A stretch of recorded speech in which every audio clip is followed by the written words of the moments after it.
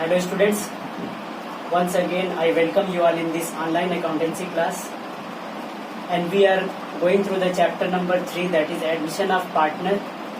And in this chapter today we are going to start a new topic, that is revaluation of assets and liabilities. Means whenever new partner will be entering in the partnership business, so at the time of taking admission in partnership business, there will be some assets and liabilities given in the balance sheet, and that assets and liabilities will be totally relating to old partners, because before entering of new partner, whatever assets and liabilities will be there in balance sheet, that all will be related to old partners. So whenever new partner will be entering in partnership business, first of all assets and liabilities, means treatment of assets and liabilities will be done before taking admission of new partner. Means old partner, when it means they will reassess or revalue their assets and liabilities, and if there will be any gain, then gain will be credited to the old partners in their old ratio, as well as after reassessment of assets and liabilities, if there will be any loss, then loss amount will be suffered by old partners only. ठीक है, जैसे मान लो कि new partner कोई business में आ रहा है, ठीक है, और न्यू पार्टनर के आने के टाइम में बैलेंस शीट में कुछ एसेट्स और लायबिलिटीज पहले से रिकॉर्ड है, ठीक है, तो उस एसेट्स और लायबिलिटीज को क्या किया जाता है, एडमिशन के टाइम में रीअसेस किया जाता है, मीन्स रीवैल्यूड किया जाता है. मैंने बताया था कि assets are recorded at book value in balance sheet, ठीक है. हिस्टोरिकल कास्ट कॉन्सेप्ट हम लोगों ने क्लास 11th में पढ़ा. As per the historical cost concept, all the assets are recorded at their book value in balance sheet. तो जब book value पे रिकॉर्ड किया जाता है तो हो सकता है कि मार्केट में उसका वैल्यू कुछ डिफरेंट हो. तो जब भी कोई न्यू पार्टनर एडमिशन लेता है तो एडमिशन के टाइम पे सबसे पहले क्या किया जाता है, सारी एसेट्स और सारी लायबिलिटीज का करंट मार्केट वैल्यू हम उसको रीअसेस करते हैं. देखते हैं कि आज के टाइम में अगर बिल्डिंग 5 लाख की रिकॉर्ड है तो हमारी मार्केट वैल्यू इसकी क्या चल रही है. तो जो भी नई वैल्यू पता लगती है, यानी रीअसेसमेंट करने पे जो हमें वैल्यू पता लगती है, जैसे मान लो पहले 5 लाख था बिल्डिंग की वैल्यू, रीअसेस करने पे ये 3 लाख हो गया, मतलब वैल्यू 2 लाख कम हो गई. तो 2 लाख डिक्रीज वैल्यू है, वो उसको जो लॉस हो रहा है 2 लाख रुपीज का, वो 2 lakh rupees loss old partners को होना चाहिए कि न्यू पार्टनर को होना चाहिए. न्यू पार्टनर से क्या लेना देना, न्यू पार्टनर को तो उस बिल्डिंग से कोई मतलब नहीं था, तो इसीलिए ये लॉस 2 लाख रुपीज का ओल्ड पार्टनर्स को मिलना चाहिए, ओल्ड पार्टनर्स को सफर करना चाहिए. इसलिए न्यू पार्टनर के एडमिशन से पहले क्या करेंगे, अगर एसेट्स पे कोई गेन हुआ होगा, रीअसेसमेंट करने पे एसेट्स और लायबिलिटीज में अगर कोई गेन हुआ होगा, तो उस एसेट्स और लायबिलिटीज के गेन को ओल्ड पार्टनर्स को ओल्ड रेशियो में क्रेडिट कर देना चाहिए. इसी तरीके से अगर इनको रीअसेस करने पे अगर लॉस होता है तो लॉस को भी ओल्ड पार्टनर्स में ओल्ड रेशियो में क्या करना चाहिए, उनके कैपिटल अकाउंट को डेबिट कर देना चाहिए. तो आज हम लोग यही देखेंगे कि reassessment of assets and liabilities, जो कि हम लोग चैप्टर नंबर 2 में भी पढ़ चुके हैं, ठीक है, कि रिकॉन्स्टिट्यूशन होता है तो हमारा क्या होता है, रीअसेसमेंट होता है एसेट्स और लायबिलिटीज का. इसी तरीके से एडमिशन के टाइम में, इसी तरीके से कोई पार्टनर, एग्जिस्टिंग पार्टनर अगर रिटायर करता है पार्टनरशिप बिजनेस से, then also assets and liabilities will be reassessed, ठीक है. तो यहाँ पे भी तो सबसे पहली चीज रीवैल्यूएशन जब करेंगे तो इसके लिए रिवैल्यूएशन मतलब reassessment of assets and liabilities के लिए एक अकाउंट बनाया जाता है, that is known as revaluation account, and it is nominal account.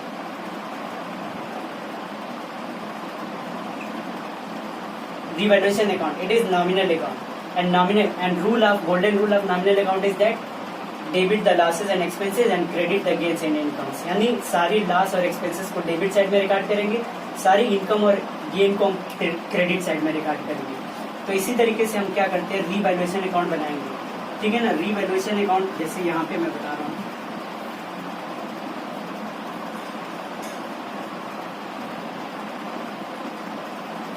Revaluation account, ठीक है. अब मैंने कहा all the loss and expenses will be recorded at debit side. अब जैसे मान लो कि बुक वैल्यू, जैसे मान लो बैलेंस शीट है, ठीक है ना. बैलेंस शीट में जब न्यू पार्टनर एडमिशन कर रहा है उस टाइम में क्या है, ओल्ड पार्टनर्स की जो बैलेंस शीट दिया हुआ है, बैलेंस शीट में क्या दिया हुआ है, सपोज दैट बिल्डिंग दिया हुआ है, बिल्डिंग 5 लाख. इसी तरीके से इधर क्रेडिटर्स दिया हुआ है, ठीक है। Creditors suppose 2 lakh. नीचे हमें इंफॉर्मेशन देता है, रीअसेसमेंट करने पे ये पता लगता है कि new value of building is now 3 lakh rupees. ठीक है, बिल्डिंग क्या है 3 लाख की होगी, पहले 5 लाख थी, अब रीअसेस करने पे 3 लाख हो गया, तो 2 लाख का डिक्रीज हो रहा है।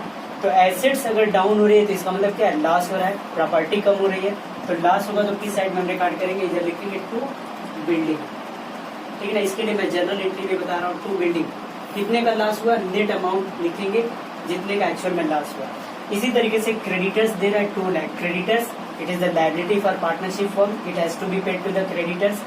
अब सपोज दिया हुआ है कि creditors of ₹5,000 are not likely to be arised. ठीक है, कह रहा है कि 5,000 के क्रेडिटर्स फ्यूचर में जाकर के हो सकता है कि पे न करना पड़े, are not likely to be arise, यानी 5,000 रुपीज फ्यूचर में जाके क्रेडिटर से हो सकता है डिस्काउंट मिल जाए या उस क्रेडिटर को पे नहीं करना पड़ेगा। तो पहले 2 लाख पे करना था, अब 5,000 नहीं पे करना, तो अब फाइनली हमारा नया लायबिलिटी अमाउंट क्या बन गया, डिक्रीज कर गया, यानी कि 1,95,000 पे करना है। तो अगर लायबिलिटी डिक्रीज कर रही है तो इसका मतलब फर्म का क्या हो रहा है, गेन हो रहा है। पहले फर्म को 2 लाख रुपीज की लायबिलिटी थी, अब फर्म के ऊपर लायबिलिटी कितनी है पे करने की, 1,95,000। तो यानी कि क्रेडिटर्स यानी कि लायबिलिटी अगर डिक्रीज करती है तो क्या होता है, गेन होता है। ठीक है, और अगर एसेट्स डिक्रीज करती है तो क्या होता है, लॉस होता है। तो अगर लायबिलिटी डिक्रीज कर रही है तो इसका मतलब गेन है, हम क्या रिकॉर्ड करेंगे, क्रेडिट साइड में लिखेंगे बाय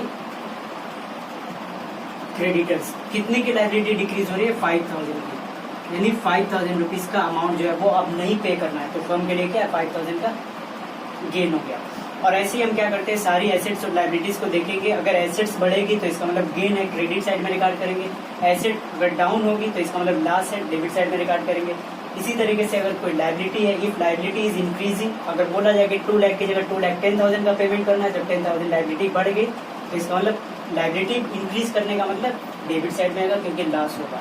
ठीक है ना, अगर लायबिलिटी डिक्रीज करेगी तो क्रेडिट साइड में। फाइनली एंड में क्या करना होगा, एंड में हम देखेंगे दोनों साइड का टोटल करेंगे। अगर हमारा क्रेडिट साइड बड़ा होगा, क्रेडिट साइड एक्सेस होगा, तो then it means loss on it means profit on revaluation. ठीक है ना, अगर क्रेडिट साइड यानी इनकम साइड बड़ा होगा तो इसका मतलब क्या है, फर्म में प्रॉफिट हो रहा है, and that profit will be credited to old partners in old ratio, क्योंकि ये सारे एसेट्स और लायबिलिटीज में होने वाला गेन या लॉस किससे रिलेटेड है, ओल्ड पार्टनर से, क्योंकि न्यू पार्टनर, इसीलिए न्यू पार्टनर के आने से पहले ये सारी फॉर्मेलिटीज पूरी कर ली जाती है, ताकि न्यू पार्टनर जिस दिन एंट्री ले उसके बाद से सारी एसेट्स और लायबिलिटी बिल्कुल फ्रेश वैल्यू पर रिकॉर्ड रहे। उसके बाद से अगर वैल्यू में कोई इंक्रीज या डिक्रीज होगा तो then it will be relating to new partners also, इसीलिए उसके आने से पहले ये सारी चीजें फॉर्मेलिटीज पूरी कर ली जाती है। अब यहाँ पे हम देख रहे हैं इधर 2 लाख इधर 5,000, तो इसका मतलब डेबिट साइड बड़ा होने का मतलब क्या है, लॉस है। कितने का लॉस है, 1,95,000। तो 1,95,000 को पार्टनर्स में क्या करना पड़ेगा, लिखेंगे by loss transfer to partners capital account. ठीक है, एंट्री क्या बन जाएगी, पार्टनर्स कैपिटल अकाउंट डेबिट, क्योंकि लॉस है तो पार्टनर का कैपिटल डेबिट, तो partners capital account debit to revaluation होगा। ठीक है, तो इसको हम समझने के लिए क्या है,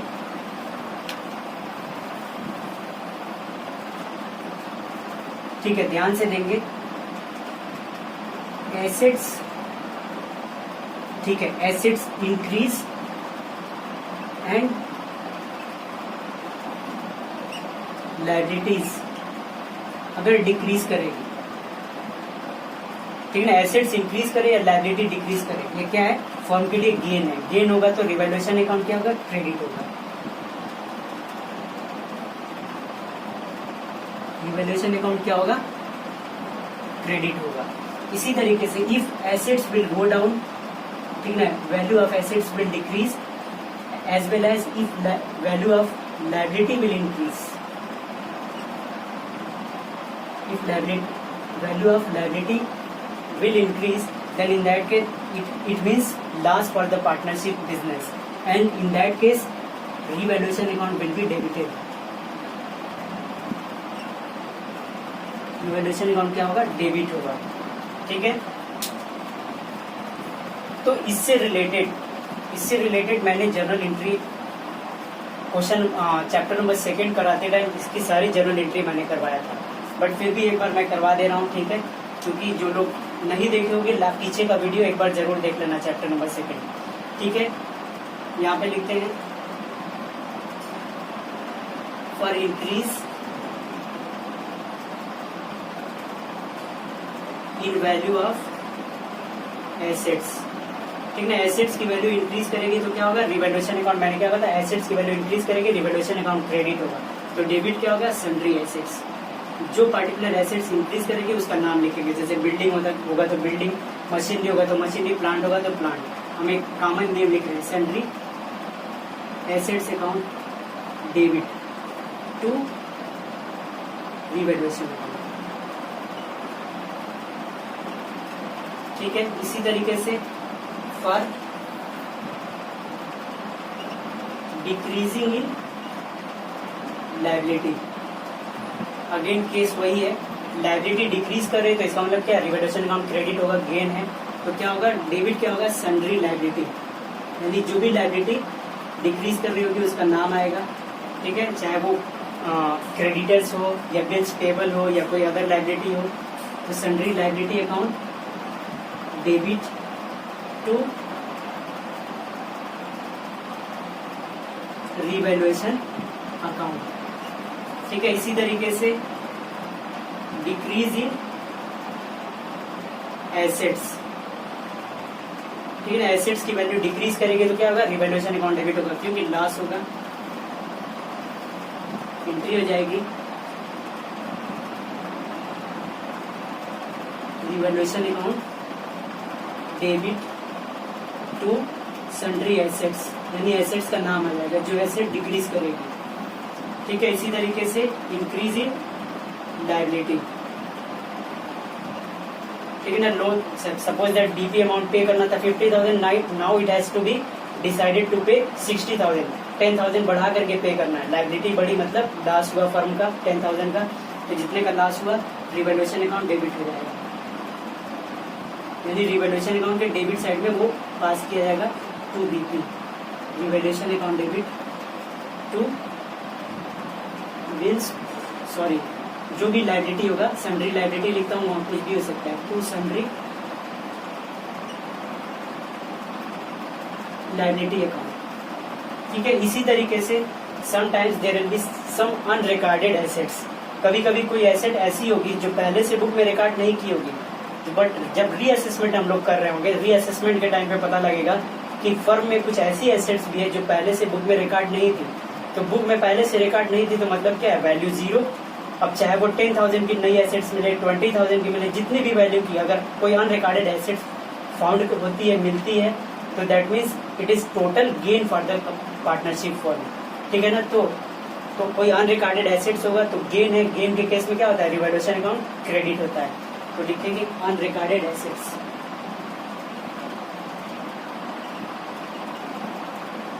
अनरिकॉर्डेड एसेट्स। ठीक है ना, उसको रिकॉर्ड करेंगे तो क्या होगा, लिखेंगे अनरिकॉर्डेड एसेट्स अकाउंट डेबिट, क्योंकि फायदा होगा इसलिए गेन को हम क्या करेंगे, रिवैल्यूएशन क्रेडिट करेंगे। Unrecorded assets account debit to revaluation account. And just opposite, if there will be any unrecorded liability, यानी कोई ऐसा अमाउंट पे करना है जिसके बारे में पहले से बैलेंस शीट के लायबिलिटी में नहीं दिखाया गया, तो मतलब लायबिलिटी जीरो थी, अब जो भी नई लायबिलिटी अराइज हो रही है जो पहले से बुक में नहीं थी, तो अनरिकॉर्डेड लायबिलिटी हुई। और चाहे 2 रुपए की लायबिलिटी क्रिएट हो, चाहे 20,000 की हो, चाहे 10,000 की हो, जितने भी अमाउंट की नई लायबिलिटी अराइज हो रही है, that means it is new loss और new expense for the partnership firm. तो लॉस या एक्सपेंस होगा तो क्या होगा, रिवैल्यूएशन अकाउंट डेबिट होगा। तो लिखेंगे अनरिकॉर्डेड, अगर कोई लायबिलिटी होगी तो उस केस में रिवैल्यूएशन अकाउंट डेबिट होगा, unrecorded liability.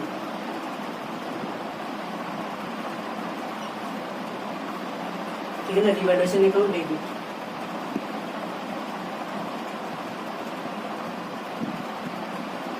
Revaluation account debit to unrecorded liability. ठीक है ना, इसी तरीके से समटाइम्स इसको देख लोगे। ठीक है,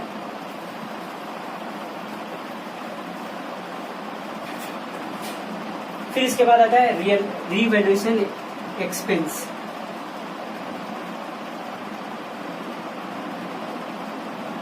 ठीक है ना, रीवैल्यूएशन एक्सपेंसेस। रीवैल्यूएशन एक्सपेंसेस का मतलब क्या हुआ कि हो सकता है कि कोई एक्सपर्ट लेकर के आए, हम सारी एसेट्स और सारी लाइबिलिटीज की वैल्यू को या नई वैल्यू को रीअसेस करने के लिए हो सकता है किसी पर्टिकुलर पर्सन की हेल्प लेना पड़े या किसी एक्सपर्ट की हेल्प लेना पड़े। तो अगर कोई न्यू एक्सपर्ट लेकर के हम आते हैं पार्टनरशिप फर्म में एसेट्स और लाइबिलिटीज की रिवैल्यूएशन के लिए, तो उसको भी कुछ पेमेंट करना पड़ेगा।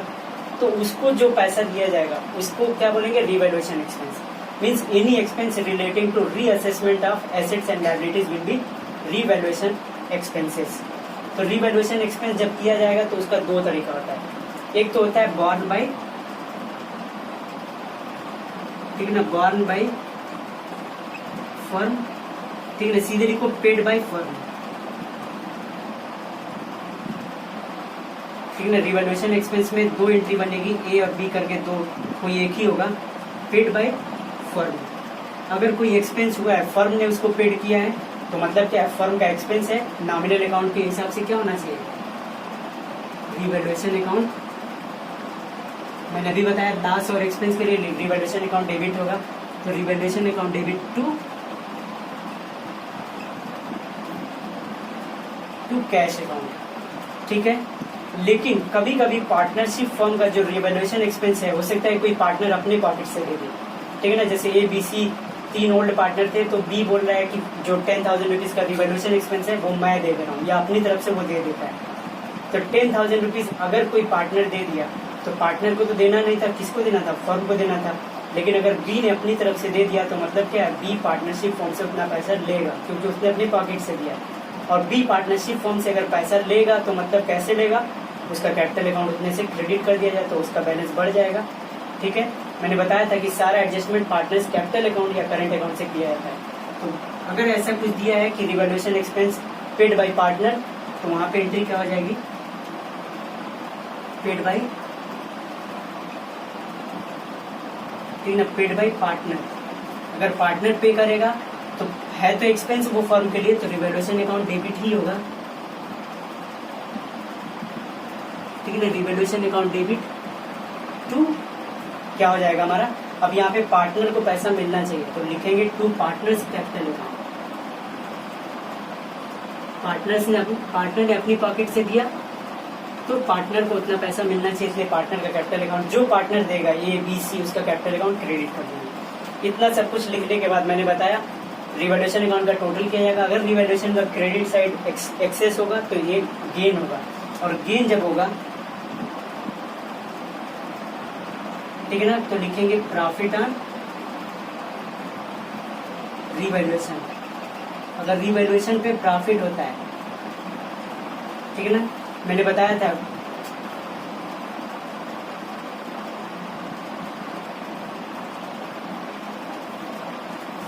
ठीक है ना, मैंने बताया था कि कहीं से भी अगर पार्टनरशिप फर्म में गेन होता है, प्रॉफिट होता है, तो वो पार्टनर्स को मिलता है, पार्टनर्स को मिलेगा तो पार्टनर्स कैपिटल अकाउंट क्या होगा, क्रेडिट होगा। तो एंट्री करेंगे रिवैल्यूएशन अकाउंट डेबिट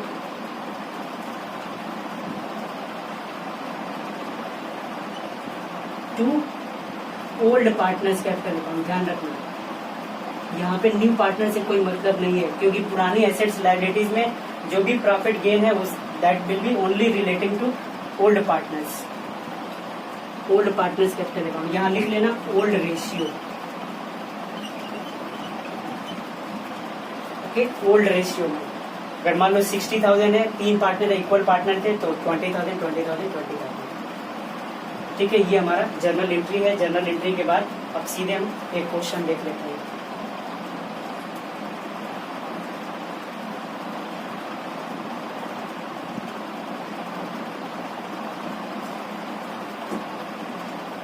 ठीक है, क्वेश्चन देखते हैं सीधे। क्वेश्चन नंबर, बुक का क्वेश्चन नंबर 44।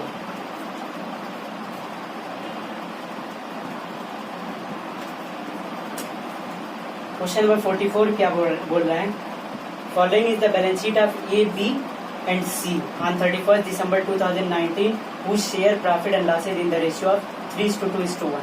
ठीक है, A B and C, there are three partners A B and C, their ratio is given 3:1, 3:1, ठीक है ना। PSR is given.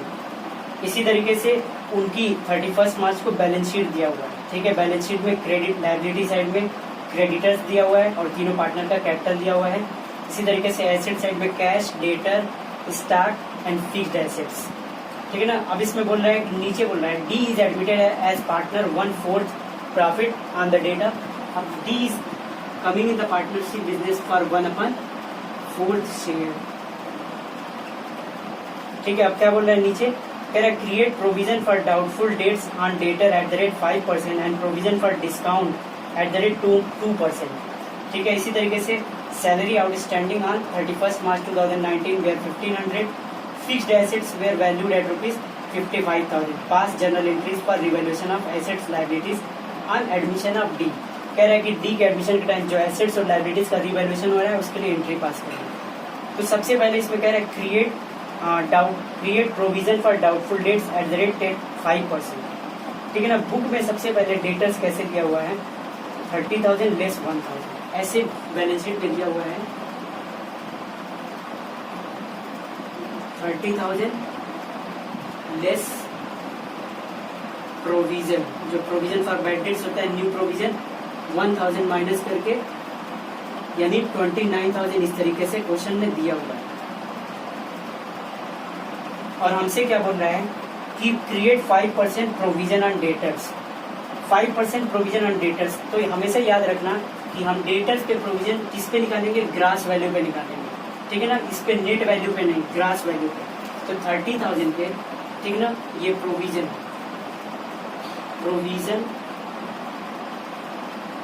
Eight the rate 5%, ठीक है ना। प्रोविजन जब निकालेंगे तो इसका मतलब 30,000 का 5% निकालेंगे, तो 30,000 का 5% हम निकालेंगे तो ये आएगा 1,500,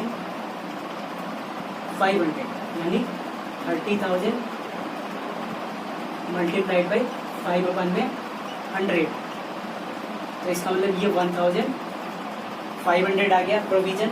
हमें सिर्फ ग्रास वैल्यू पे निकालेंगे, नेट वैल्यू पे नहीं, ठीक है। 30,000 दिया था, इस पे 5% का प्रोविजन। अब कह रहा है 5% प्रोविजन मेंटेन करना है। हम ध्यान से देखेंगे कि 1,500 5% होना चाहिए, बट ऑलरेडी 1,000 का प्रोविजन बना हुआ है, ठीक है। ऑलरेडी क्या 1,000 का प्रोविजन पहले से बैलेंस शीट में बना के दे रखा है। तो इसका मतलब जब 5% ही हमको प्रोविजन रखना है तो 5% प्रोविजन रखने के लिए 1,500 का टोटल प्रोविजन होना चाहिए, जिसमें ऑलरेडी 1,000 का प्रोविजन क्रिएट किया गया है। मतलब और कितना प्रोविजन बनाने की जरूरत पड़ेगी, 500। प्रोविजन हम कहाँ से बनाते हैं, प्रॉफिट से। तो इसीलिए प्रोविजन हमारा क्या होता है, लॉस ट्रीट किया जाता है बिजनेस के लिए या पार्टनरशिप फॉर्म के लिए। तो जितने भी लॉस होते हैं सबके सब क्या होते हैं, रिवैल्यूएशन अकाउंट डेबिट होगा। तो एंट्री हम करेंगे रिवैल्यूएशन अकाउंट डेबिट,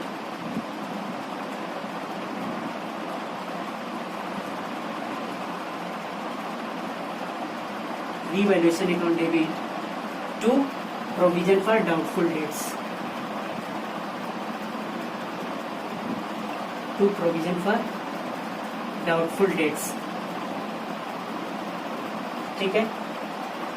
अब यहाँ पे 1,000 पहले से बना था, तो मतलब 500 का नया लॉस हो रहा है, इसलिए हम क्या करेंगे 500, ठीक है। इसी तरीके से इसमें कह रहा है create 2% provision for discount. Provision for discount, provision for discount का मतलब ये होता है कि हम पहले से प्रॉफिट में से कुछ प्रोविजन इस नाम पे कर लें कि फ्यूचर में हो सकता है कि डेटर्स को हम डिस्काउंट प्रोवाइड करें। डेटर्स मतलब जिनसे पैसा लेना है फर्म को, हो सकता है कि फर्म उनको डिस्काउंट दे फ्यूचर में जब कभी पैसा लो, तो डिस्काउंट देगा फर्म। अगर डिस्काउंट ऑफर करेगा डेटर्स को तो किसका लॉस होगा, फर्म का लॉस होगा, क्योंकि अब क्या है अमाउंट कम रिसीव होगा डेटर से। तो फर्म इस लॉस को कंपनसेट करने के लिए पहले से प्रोविजन बना लेता है। तो अगेन प्रोविजन, जब भी प्रोविजन बनाएंगे तो प्रोविजन प्रॉफिट से ही बनता है, इसलिए प्रोविजन से हमारा क्या है, प्रॉफिट कम हो जाता है, डिक्रीज हो जाता है। इसीलिए प्रोविजन जब भी करेंगे वो लॉस नहीं माना जाएगा, इसलिए रिवैल्यूएशन अकाउंट डेबिट करेंगे। अगेन क्या होगा, रिवैल्यूएशन अकाउंट डेबिट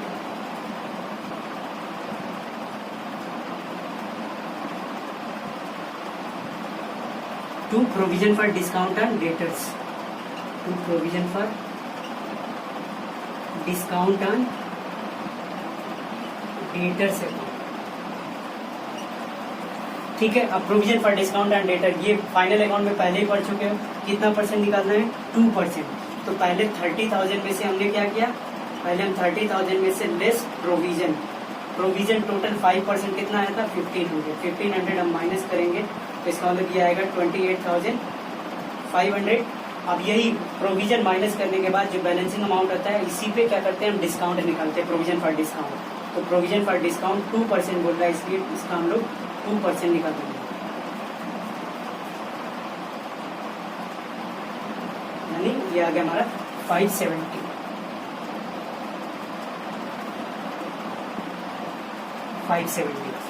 इसी तरीके से अगला क्या बोल रहा है, salary outstanding as on 31 March 2019 were 1500। ठीक है ना, सैलरी आउटस्टैंडिंग, सैलरी क्या होती है, आउटस्टैंडिंग सैलरी क्या होती है, लाइबिलिटी होती है, लाइबिलिटी साइड में जाता है। तो ये नई लाइबिलिटी क्रिएट हो रही है ना, यानी अनरिकॉर्डेड लाइबिलिटी हम इसको मान सकते हैं, क्योंकि पहले से बुक में नहीं था, नई आउटस्टैंडिंग सैलरी हमें पता लग रही है। तो इसका मतलब कि अब ये बैलेंस शीट में जाएगी, बैलेंस शीट में एज ए लाइबिलिटी रिकॉर्ड किया जाएगा। तो अनरिकॉर्डेड लाइबिलिटी के लिए मैंने एंट्री क्या बताया, ठीक है ना, लाइबिलिटी नया क्रिएट होगा तो मतलब लॉस हो रहा है, तो रिवैल्यूएशन अकाउंट डेबिट, जहां जहां लॉस आ जाए revaluation account debit to outstanding salary.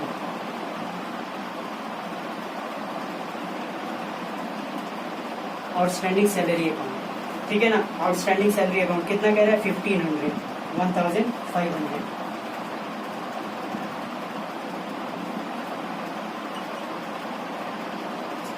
ठीक है, लास्ट पॉइंट इसमें और बोल रहा है, कह रहा है कि fixed assets were valued at ₹55,000।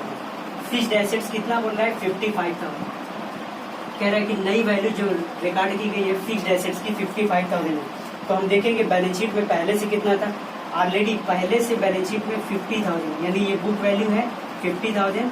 अब इसकी वैल्यू कितनी होगी, 55,000, मतलब 5,000 का गेन हो रहा है, वैल्यू बढ़ रही है, एसेट्स बढ़ रही है, तो मतलब गेन रिवैल्यूएशन अकाउंट क्रेडिट होना चाहिए। तो क्या लिखेंगे, फिक्स्ड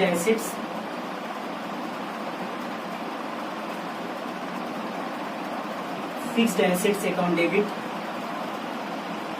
टू रीवैल्यूएशन अकाउंट। ठीक है ना, कितने का गेन हो रहा है, पहले 50,000 की बुक में दिखाई दे रहे हैं, अब रीवैल्यूएशन पे पता लग रहा है 55,000 हो गया, तो 5,000 का गेन हुआ, यहाँ पे रिकॉर्ड करेंगे 5,000। ठीक है ना, अब क्वेश्चन खत्म हो गया है। हम अब इसके बाद क्या कैलकुलेशन करना होगा कि रिवैल्यूएशन पे टोटल प्रॉफिट हुआ या लॉस हुआ। तो हम क्या चेक करेंगे, रिवैल्यूएशन का डेबिट साइड में 500 तो मतलब 1070, और रिवैल्यूएशन के डेबिट में ये भी तो 1070, और इसी तरीके से रिवैल्यूएशन के डेबिट में 1500। तो ये टोटल हमारा बन रहा है 2570। ठीक है, इसी तरीके से 2570, और हम रिवैल्यूएशन के क्रेडिट साइड में, रिवैल्यूएशन का क्रेडिट सिर्फ यहीं पे कितना है, 5,000। तो क्रेडिट साइड बड़ा होने का मतलब क्या है, प्रॉफिट है। ठीक है ना, तो 5,000 में से, यानी क्रेडिट में से क्या निकालेंगे, 2570 माइनस करेंगे।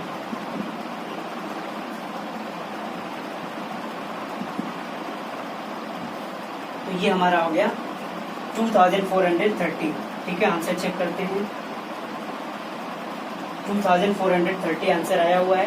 तो रिवैल्यूएशन पे अगर प्रॉफिट होगा तो पार्टनर्स का कैपिटल अकाउंट क्या होगा, क्रेडिट होगा, लिखेंगे रिवैल्यूएशन अकाउंट डेबिट।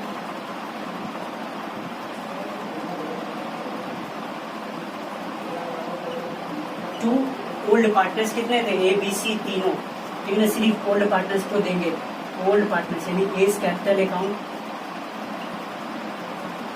इसी तरीके से अगर मान लो कैपिटल फिक्स्ड होगी तो current account, to A's capital account, to B's capital account and to C's capital account.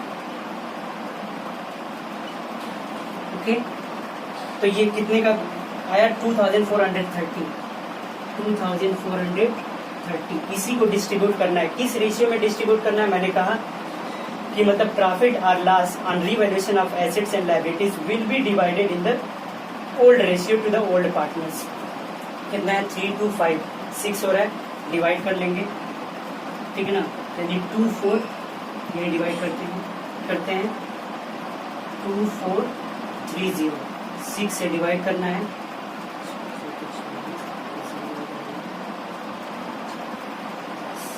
ठीक है ना, 405 आ रहा है। तो 405 को हम क्या करेंगे, पहले वाले को देने के लिए 3 से मल्टीप्लाई करेंगे, तो ये आ जाएगा